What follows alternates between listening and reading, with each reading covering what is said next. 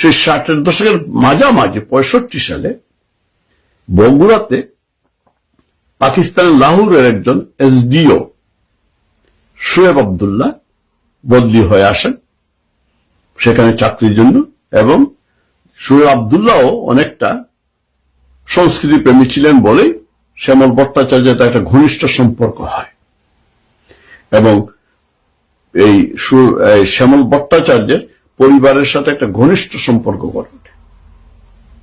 একটা পর্যায়ে শ্যামল ভট্টাচার্য, যাকে আমরা পিনাকির বাবা বলে জানি, আসলে পিনাকির বাবা নয়, তিনি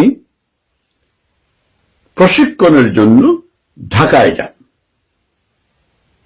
সেই সময় তার স্ত্রী জুন মাসের দিকে